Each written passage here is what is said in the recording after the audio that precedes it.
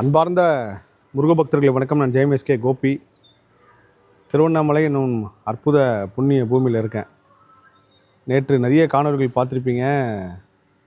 கிட்டத்தட்ட கோபுரத்திலேனார், கம்பத்திலேனார், அதுக்கப்புறம் கிளி கோபுரம், அதை தாண்டி இந்த குரங்கு கடித்த சம்பவம் நான் சொல்லியிருந்தேன். காரணம் அது தொடர்ந்து வருது. நம்மளோட பர்த் கண்டினியூட்டி ஏற்கனவே முருகேசன் ஐயா ஒரு விஷயம் சொல்லியிருந்தார். இந்த குரங்கு கடிக்கு பின்னாடி ஆக்சுவலாக நம்ம எப்படி இங்கே நம்ம தென்னிந்தியாவில் செவ்வாய்க்கிழமை முருகனுக்கு உகந்த நாளாக கொண்டாடுறோமோ, அதேமாதிரி வட இந்தியாவிலேருந்து மங்கள்வாரன்னு சொல்லுவாங்க. அது ஆஞ்சநேயருக்கு ரொம்ப உகந்த நாளாக கொண்டாடுவாங்க. அதில் இந்த செவ்வாய் சம்மந்தமான தொடர்பு இருக்கிறனால தான் அப்படி வருது அப்படின்னு சொன்னார் ஐயா. இன்னும் அவர் விரிவாக சொன்னார். அது சம்மந்தமாக நிறைய பேர் எனக்கு கமெண்ட் பண்ணியிருந்தீங்க. எந்த பிரச்சனையும் இல்லை, ஊசி போட்டாச்சு, நல்லபடியாக இருக்கேன். திருவண்ணாமலையில் ஒரு 2 அற்புதமான சம்பவம் நடந்துச்சு. அது கண்டிப்பாக பதிவு பண்ணி ஆகணும். அதுவும் இந்த தைப்பூச விரத நேரத்தில் இதை சொல்கிறது எத்தனையோ துவண்டு போன முருக பக்தர்களுக்கு முருகர் இருக்கார். அதே மாதிரி இந்த பிரபஞ்ச சக்தி நம்மளை வழி நடத்துறது எப்படின்ற ஒரு உணரக்கூடிய வகையில் இருக்கும். பின்னாடி திருவண்ணாமலை மலை அண்ணாமலையார் மலை தரிசனமாக காட்சி கொடுக்கறதுக்கு முன்னாடி தான் உட்காந்து பேசுகிறேன். ஆக்சுவலாக திருவண்ணாமலை கிளம்புறதே ஒரு திட்டமிடாத பிளான் தான். ஏன்னா வள்ளியூர் போயிட்டு வந்ததுக்கப்புறம் நம்ம திருச்சி, வயலூர், விராலிமலை போனோம். அதுக்கு அப்புறம் காஷ்மீர், அதுக்கப்புறம் இமயமலை, இந்த பயணம்லாம் திட்டிருக்கும்போது நான் ஒரு காணொலியில் சொல்லியிருந்தேன். நேற்று போட்ட காணொலியில் என் லைஃப்பில் ஒவ்வொரு அத்தியாயமும் தொடங்குறது திருவண்ணாமலையிலேருந்து தான் துவங்குது. அதேமாதிரி இமயமலைக்கு முதல்ல போகும்போதும் ஃபஸ்ட் டைம் அப்போ தான் அண்ணாமலையார் அபிஷேகம் பார்த்துட்டு போனேன். அப்போது தியானத்தில் உத்தரவு, இதுக்கப்புறம் எப்போ திருவண்ணாமலைக்கு வந்தாலும் அபிஷேகம் புக் பண்ணி இந்த அண்ணாமலையாருக்கு அபிஷேகம் பார்த்துட்டு தான் போனோம். அது அதிகாலை தரிசனமாக இருக்கணும்னு சொல்லி அதிலேருந்து இப்போ வரைக்கும் கிட்டத்தட்ட எப்போ வந்தாலும் நம்ம கோவில் நிர்வாக தொடர்பு கொண்டு இப்போ அபிஷேகம் புக் பண்ணி பார்த்துடுறது.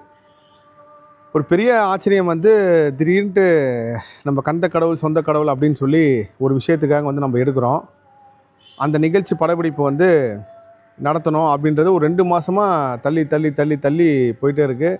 அதுக்கப்புறம் ஒரு கட்டத்தில் இன்றைக்கி தான் நடக்க போகுதுன்னு சொல்லி டிசம்பர் 15ஆம் தேதி அதுக்கு முன்னாடி நேர்காணல் படப்பிடிப்பு போகலான்றப்ப காலையில் 5 மணிக்கு ஷூட்டிங். அந்த நேர்காணல் சென்னையில் ஒரு அற்புதமான ஒரு திருக்கோவில், அந்த கோவிலை பிளான் பண்ணுறோம். எல்லாம் பிளான் பண்ணி கரெக்டாக 7 மணிக்கு நேர்காணலுக்கு என்னோடய உதவியாளர் காலையில் வரல. இது வரைக்கும் அவர் இந்த மாதிரி பண்ணதே கிடையாது. கிட்டத்தட்ட ஒரு 50 ஃபோன் அவர் அடித்து அவர் தூங்கிட்டாரா இல்லை என்ன ஆச்சுன்னே தெரில. ஃபோன் சைலண்டில் போயிடுச்சுன்னா அவரும் மறந்துட்டார். 5 மணிக்கு வர வேண்டிய 7 மணிக்கு வந்தார். அதுக்கப்புறம் ரொம்ப தள்ளி தான் போய் நேர்காணல் நடந்துச்சு.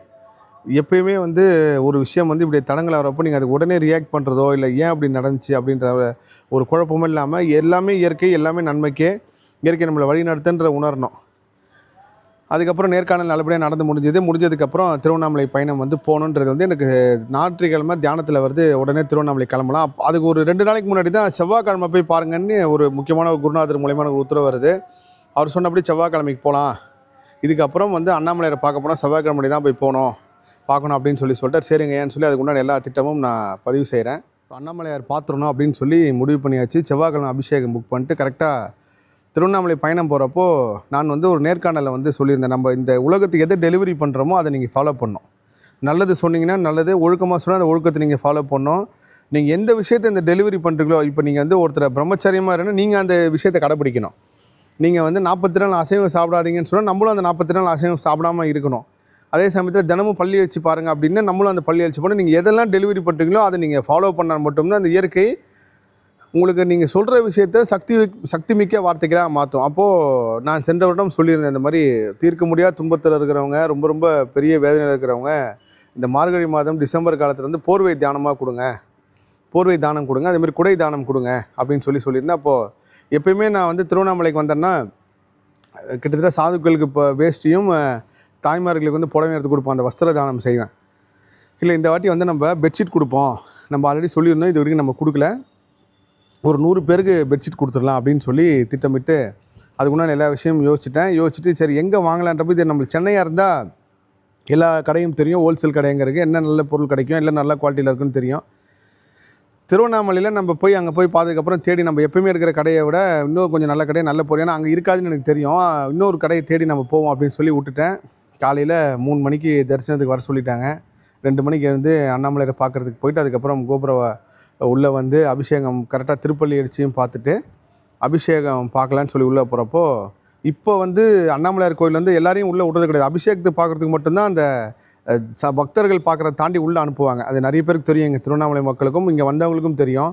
அபிஷேகம் பார்க்குறவங்களை மட்டும் உள்ளே அனுப்புவாங்க. நான் ஒவ்வொரு தடவையும் வரப்போ சில விஷயங்கள்லாம் இப்போ கடவுள்கிட்ட நான் வேண்டுறதே விட்டுட்டேன். இப்போ எப்போ நான் பழனியில் அந்த பள்ளியறை தரிசனம் பார்த்தனோ இரவு, அதிலேருந்து முருகப்பெருமாட்டையும் சரி, சிவபெருமான் அண்ணாமலைட்டையும் சரி, அது எங்கே போனாலும் அவங்ககிட்ட ஏன்னா ஒரு கேட்குறதுக்கே மனசு வர மாட்டேங்குது. பார்த்தாலே போதும், இதுவே பெரிய புண்ணியம்.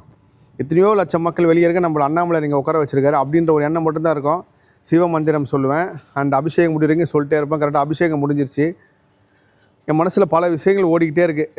ஏன் வந்து இங்கே இருக்கிற மையம் வந்து திருப்பதி பெருமாளுக்கு எடுத்துகிட்டு போய் முதல்ல வச்சுட்டு அதுக்கப்புறம் வந்து இங்கே எடுத்துகிட்டு வந்து கொடுக்குறாங்க, இதுக்கு பின்னாடி என்ன காரணம்? இதில் வரலாறு வந்து நிறைய பேருக்கு தெரியல, ஒரு சில பேருக்கு தெரிஞ்சிருக்குன்னு சொன்னாங்க. ஆனால் வந்து அதோட அக்யூரேட்டான விஷயம் வந்து யாருக்கும் தெரியல. ஒருவேளை இந்த காணொலி பார்க்குறவங்க, ஏன்னா இதனோட முருகர் ஆராய்ச்சியில் இதெல்லாம் ஒரு பெரிய கேள்விக்குறியாக இருந்துச்சு. எங்கெல்லாம் முருக சக்தி செயல்படுதோ அங்கெல்லாம் பெருமாள் சக்தி செயல்படும். அதே மாதிரி நீங்கள் சிவனடியாக இருந்தவங்க முருகனடியாக மாறுவாங்க, முருகனடியாக இருந்தவங்க கடைசியில் சேர மாட்ட சிவபெருமான்ட்டு இருக்கும். இது ஒரு பெரிய ஒரு இன்ஃபினிட்டி மாதிரி செயல்பட்டுருக்கு. அப்படிங்கும்போது இந்த உள்ள இவ்வளோ, ஏன்னா மார்கழி மாதம் வெளியே பயங்கரமான குளிர், அந்த குளிர் காலத்தில் உள்ளே வந்து இவ்வளோ பெரிய அனலாக இருக்கே அப்படின்னு சொல்லி யோசிச்சுட்டே இருக்கேன். அப்போ என் பின்னாடி கோயிலுக்கு வந்து கிட்டத்தட்ட ஒரு 50 வருஷமாக வரவர், திருவண்ணாமலை இந்த ஊரில் இருக்கிற ஒரு கோயில் பக்கத்தில் இருக்கிறவர். நான் அவர்கிட்ட கேட்குறேன், ஐயா இது பெரிய அதிசயங்க, இப்போ வரைக்கும் கற்பனை கட்ட முடியாத அளவுக்கு வெளியில் அவ்வளோ குளிர் இருக்குது, ஆனால் உள்ளே வந்தால் நீங்கள் வெயில் காலத்தில் வேர்க்கிறது வேர்வை வர்றது கூட ஓகே கிளைமேட் அப்படின்னு. ஆனால் இப்போ இருப்பட்ட ஒரு பனி காலத்தில் வந்து இவ்வளோ குளிராக இருக்குன்னா அவர் சொல்கிறாரு, இங்கே பாருங்கள் இது கம்மி, நான் கும்பாபிஷேகம் நடக்கிறப்போ உள்ள கருவறைக்கும் போயிருக்கேன். ஏன்னா இது கும்பாபிஷேகம் நடக்கிறப்ப எல்லாருமே இந்த லோக்கல் அங்கே இருக்கிற மக்கள் முக்கியமாக சில வந்து கருவறைக்குள்ளவரும் போவாங்க. அது ஒரு சாஸ்திரம், ஒரு ஐதீகமாகவே எல்லா கோயிலும் இருக்குது. பழனியில் கூட சமீபத்தில் போனேன்னு சொல்லி நண்பர் சொன்னார். அப்போது இந்த மாதிரி கேட்குறப்போ அவர் சொல்கிறார், இதெல்லாம் என்னங்க உள்ளே போனால் எரிமலை கனல் மாதிரி இருக்குங்க, அவர் அனல் தானேங்க, சூடு தானேங்க அவர், அதனால தாங்க. ஏன்னா அங்கே கல்லில் கை வச்சா அவ்வளோ கொதிக்கும், கதவுல கை வச்சிங்கன்னா அவ்வளோ சூடாக இருக்கும். அது உண்மையிலே தெய்வம் இருக்குது, நம்மளுக்கு மாரி ஒரு சக்தி இருக்குன்ட்டு உணரக்கூடிய ஒரு இடம். யாராவது நம்மளுக்கு மேலே ஒரு சக்தி இல்லைன்றவங்க வந்து இந்த அபிஷேகத்தை வந்து பாருங்கள், அந்த இடத்துல எவ்வளோ பெரிய அனல் இருக்கும் பாருங்கள். அப்போ அவர் ஐயாட்ட பேசும்போது நான் கேட்குறேன், ஐயா இந்த மாதிரி எனக்கு ஒரு 100 பெட்ஷீட்டு வாங்கணுன்னு இருக்கேன், எங்கே இந்த துணி கடை நல்ல கடை, இங்கே லோக்கல்னு சொல்கிறீங்க, இங்கே என்ன ஒரு கடை இருந்தால் சொல்லுங்கண்ணா. அப்போது இதுதான் பெரிய அதிசயம். அவர் சொன்னார், ஐயா என் பேர் விஸ்வநாதன் ஹோல்சேல் கடை நான் வச்சுருக்கேன், போர்வை எல்லாமே நான் தாங்க ஹோல்சேலாக கொடுக்குறேன், திருவண்ணாமலையில் நிறைய கடைக்கு நான் தான் சப்ளை பண்ணுறேன்னு எனக்கு பெரிய ஆச்சரியம். என்னடா முருகா அப்படின்னு சொல்லிட்டு ஒரே ஒரு விஷயம்தான் நான் வந்து இது மூலயமா சொல்ல வரேன். நீங்கள் எப்போ ஆத்மார்த்தமாக ஒரு உதவி செய்யணும்னு நினைக்கிறீங்களோ அப்போது இயற்கை அதுக்குண்டான சூழ்நிலை உருவாக்கி கொடுக்கும். நான் சமீப காலமாக எல்லாத்தையும் சொல்கிறேன், இதை பண்ணால் புண்ணியம் வரும்னு நினச்சி செய்யாதீங்க, நம்ம போர்வை கொடுத்தா நம்ம வாழ்க்கை மாதிரி நினச்சி செய்யாதீங்க, சாப்பாடு கொடுத்தா நம்மளுக்கு ஒரே நைட்டில் வாழ்க்கை மாதிரி செய்யாதீங்க. நடக்குதோ இல்லையோ நம்மளுக்கு அந்த பொருளாதார வசதி இருக்குது, அந்த வசதிக்காக நம்ம செய்கிறோம், இயற்கை நம்மளுக்கு கொடுத்துருக்கு, இல்லாதவங்களுக்கு கொடுப்பா அப்படின்னு நினச்சி செய்யுங்க, நியூட்ரலான சமமான மனநிலை செய்யுங்க அப்படின்னு சொல்லுவேன். அப்போது நானும் வந்து இது கொடுத்தா ஐயோ நம்ம பெரிய தானம் பண்ணுறோம் அப்படின்லான்றதுக்காக கூட இந்த விஷயத்தை நான் சொல்ல, நம்ம எல்லாரையும் பண்ண சொன்னால் நம்மளும் செய்யணுன்றது இயற்கை கோட்பாடு. அப்போது பெரிய ஆச்சரியமாக இருந்துச்சு. அவர் சொன்னார், இதாங்க என் விசிட்டிங் கார்டு, நீங்கள் வாங்க நான் கொடுக்குறேன் அப்படின்னு சொல்கிறாரு. எனக்கு உண்மையிலே வந்து பிரபஞ்சம் தான் அவரை காட்டிச்சு நான் சொல்லலாம். எங்கேயுமே அலையாமல் ஈஸியாகவே நம்மளுக்கு வந்து இவரை காட்டியிருக்கு. இது ஒரு பெரிய அதிசயம். இந்த அதிசயத்தை கண்டு உணர்ந்து நம்ம யோசித்து பார்க்குறதுக்குள்ளே இன்னொரு பெரிய அற்புதம். கோயிலில் சாமிலாம் பார்த்தாச்சு, வீடியோலாம் எடுத்து முடிச்சாச்சு. இதுக்கு நடுவில் தான் இந்த குரங்கு கடித்த சம்பவம், அப்புறம் கம்பத்தில் முருகப்பெருமானை பார்த்துட்டு அதுக்கப்புறம் அங்கேருந்து கோயில் வாசல் வெளியே வந்து இவருக்கு நான் ஃபோன் பண்ணுறேன். ஃபோன் பண்ணி, ஐயா உங்களோட தொடர்பு எண் இருக்குது, வாட்ஸ்அப்பில் லொக்கேஷன் அனுப்புங்க அப்படின்னு சொல்லி கேட்குறேன். இவரும் அனுப்புகிறாரு. அங்கேருந்து திருமஞ்சனம் கோபுரம் ஏற்ற மாதிரி திருவள்ளூர் தெருவில் அந்த பேரிகார்டை வந்துட்டு ஃபோன் பண்ணுங்க அப்படின்றாரு. அப்போ என்னோடய உதவியாளர் வந்து எப்பயுமே ஒரு அட்ரஸ் கேட்க அவர் கன்னட இறக்கி கேட்பார். ஆனால் நான் கோபுரத்துலேருந்து வெளியே வந்து லெஃப்ட் கட் பண்ணலன்றப்போ ஒரு 2 பேர் நிற்கிறாங்க. நான் உடனே சொன்னேன், இருங்க யுவராஜ் நான் வந்து கேட்குறேன், அவர்கிட்ட அட்ரஸ் கேட்குறேன் அப்படின்னு சொல்லி கண்ணாடி இறக்கி அவரை கூப்பிட்டு திருவள்ளூர் துறை எங்கெங்கே இருக்குது அப்படின்னு சொல்லி கேட்குறேன். அவரு என்னை பார்த்துட்டு ஒரு மாதிரி அதிர்ச்சி ஆகிறாரு.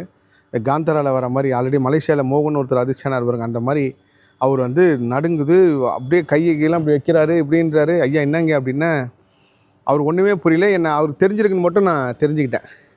என்னங்க இது மாதிரி இவ்வளோ ஏன் உணர்ச்சி வசப்படுறீங்கன்னு உடனே காரை விட்டு இறங்க. நான் கண்டிப்பாக அந்த காணொலி பதிவு பண்ணுறேன், அடுத்ததான் நீங்கள் பாருங்கள். அவர் வந்து பெங்களூர் பூர்வீகமாக கொண்டவரை. உண்மையிலேயே இது பெரிய அதிசயங்க. நான் ஏதோ ஒரு சக்தி படைச்சொன்றதுக்காகவோ இல்லை வந்து அவருக்கு உண்மையிலே அவருக்கு ஒரு சக்தி இருக்குது, அதை நான் வந்து சத்தியமாக உணர்கிறேன்.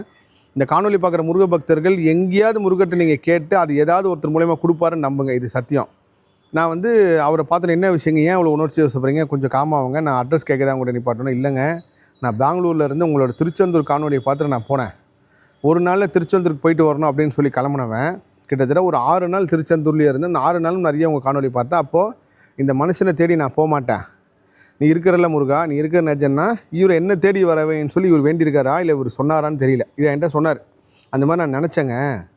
இதுக்கப்புறம் திருவண்ணாமலை வந்ததுக்கப்புறம் கூட நான் உங்கள் காணொலியில் நிறைய பார்த்துருக்கேன்.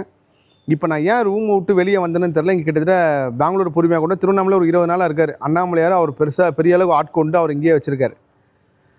அப்போது அவர் சொல்கிறாரு, நான் எதுக்கு ரூம் விட்டு வெளியே வந்தேன்னு தெரில, நான் வந்து இந்த மாதிரி கேட்டேன் அப்படின்னோடனே எனக்கு உண்மையிலே கூஸ் பம்ப்ஸாக இருந்துச்சு. அந்த காணொலி நான் பதிவு பண்ணியிருக்கேன் அவர் சொன்னது. ஸோ அவரோட பக்தி எவ்வளோ பெரிய உயர்ந்த பக்தி பாருங்கள். படையப்பா படத்தில் மந்திரம் சொன்னால் நீலாம்பரி வாட்ச் டைம் வந்து கேட்பாங்கன்ற மாதிரி இருந்துச்சு அந்த சம்பவம் நான் பார்க்குறப்போ. இப்படிலாம் ஒரு அதிசயம் வந்து நம்ம கண் முன்னாடி நடக்குது. அதுவும் திருவண்ணாமலையில். கண்டிப்பாக இந்த முருக பக்தர்கிட்ட சொல்லியே ஆகணும் அப்படின்னு சொல்லி பதிவு செய்கிறதுக்காக தான் இந்த முக்கியமான காணொலி. இல்லைன்னா கூட நான் சுருக்கமாக இந்த விஷயத்தை நான் சொல்லியிருப்பேன். அவர் ரொம்ப நேரம் பேசியதுக்கப்புறம் அந்த கூட வந்த அம்மாவும் வந்து என்னை பின்தொடர்றதா சொன்னாங்க. நான் சொன்னேன், ஐயா என்னோடய பக்திலாம் ஒன்றுமே கிடையாது. நீங்கள் பாருங்கள் இவ்வளோ பெருசாக, நான் யார்கிட்ட வேணாலும் அட்ரஸ் கேட்டிருக்கலாமே, கார் எந்த பக்கம் வேணாலும் போயிருக்கலாம், ஏன் உங்கள்கிட்ட வந்து கேட்டது வந்து எந்த சக்தி என்னை மைண்டில் டைரெக்ஷன் கொடுத்து நீங்கள் போய் இவரை போய் பாருங்கள் அப்படின்னு சொல்லி கேட்க வச்சுருந்ததுக்கு பின்னாடி உண்மையிலே ஒரு பெரிய அதிசயம். இது ஒரு திருவண்ணாமலையில் இனி எத்தனை தடவை வந்தாலும் இந்த சம்பவம் வந்து மறக்க முடியாது. அவர் பேர் வந்து மகேந்திரன். ஐயா கிட்ட வந்து என்னோடய நம்பர் கொடுத்துட்டு அவரோட ஃபோட்டோவும் நான் எடுத்து பதிவு பண்ணுறேன். அதுக்கப்புறம் விஸ்வநாதன் கிட்ட போனோடனே நான் கேட்டது வந்து ஒரு நல்ல பெட்ஷீட் கொடுங்க அப்படின்றப்போ அவர் ஒரு விலை சொன்னார். கிட்டத்தட்ட ஒரு 350 ரூபா சொன்னார். நான் 100 பெட்ஷீட் வேணும். உண்மையிலே வந்து நீங்கள் தர்மம் பண்ணணும்னு முடிவு பண்ணிட்டீங்கன்னா நல்ல பொருள் கொடுங்க. இது என்னோடய தாழ்மையான வேண்டுகோள். நம்ம என்ன சாப்பிட்றோமோ, நம்ம என்ன உடுத்துகிறோமோ, நம்ம குழந்தைங்களுக்கு என்ன செய்வோமோ, நம்ம வீட்டில் இருக்கிற அப்பா அம்மாவுக்கு வந்து என்ன பொருளாதாரத்தில் நம்ம செய்வோம், அதே மாதிரி அந்த எண்ணத்தோட தர்மம் கொடுங்க. ஒரு கண்ணில் சுண்ணாம்பு ஒரு கண்ணில் ஏதோ ஒன்று சொல்லுவாங்க, அந்த மாதிரி இல்லாமல் அப்படி நீங்கள் உதவி பண்ணாமல் கூட இருக்கலாம். எது செஞ்சாலும் நம்ம என்ன சாப்பிடுவோம், நம்ம என்ன. இப்போ நான் வந்து இமயமலைக்கு போகிறப்பெல்லாம் வந்து என்னோடய கூட வரவங்க டிரைவருக்கு எல்லாமே வந்து அவங்க வேறு ரூம் போட்டிருப்பாங்க. நான் எந்த ஹோட்டலில் தங்குறோம் அதுக்கு பக்கத்தில் அவங்களும் ரூமை போடுங்கன்னு சொல்லுவேன். காரணம் என்னென்னா நம்மளை இவ்வளோ பாதுகாப்பாக கூப்பிட்டு போகிறோம் அவங்க தான். நீங்கள் எப்போ வந்து இந்த எண்ணத்தோட தர்மம் செய்கிறீங்களோ அதுக்கு நிச்சயமான ஒரு பலன் இயற்கையை வந்து கொடுக்கும். எங்கேயுமே பாரபட்சம் பார்க்காம உங்களுக்கு வந்து இயற்கை கருணோட உதவி பண்ணிக்கிட்டே இருக்கும். அப்போது அவரே சொன்னார், ஐயா இந்த மாதிரி பெட்ஷீட் வந்து இது வரைக்கும் யாரும் வாங்கி கொடுத்தல, வரவங்க எல்லாமே சின்ன சின்ன தொகையில் வாங்கி கொடுப்பாங்க. நான் சொன்னேன், ஐயா நான் வந்து புண்ணியம் ஏதோ வருமோ இல்லை வந்து விளம்பரத்துக்காகவோ இல்லை இது வந்து கொடுத்தா நம்மளுக்கு வாழ்க்கை முறையிலும் கொடுக்கல. என் வீட்டுக்கு என்ன தொகையில் பெட்ஷீட் எடுப்பேன், இல்லை எங்கள் இப்போ ஃபேமிலியில் யாருன்னா ஒருத்தர் பண்ண என்ன பண்ணுவோம் அந்த மாதிரி தான் இது செய்கிறேன். ரொம்ப சந்தோஷம் இல்லை. அதுக்கப்புறம் அவரும் நான் உதவி பண்ணுறதுக்காக ஒரு பெரிய அளவு டிஸ்கவுண்ட் பண்ணி எனக்கு கொடுத்தார். அந்த காணொலி வரும் பாருங்கள். இது எல்லாமே வந்து திருவண்ணாமலையில் நடந்த ஒரு பெரிய அற்புதம், அதிசயம். நிச்சயமாக வந்து முருகப்பெருமான் நம்மளை வழி நடத்துகிறாரு. கூட இயற்கையும் சேர்ந்து நம்மளை வழி நடத்திட்டு இருக்கிறதுக்கு இந்த 2 சமம் வந்து ஒரு பெரிய உதாரணம். பெரிய காணொலியாக இந்த காணொலி இருக்கும். ஸோ நேரம் கிடைக்கும் போது பாருங்கள். எல்லா புகழும் முருகனுக்கே. நன்றி.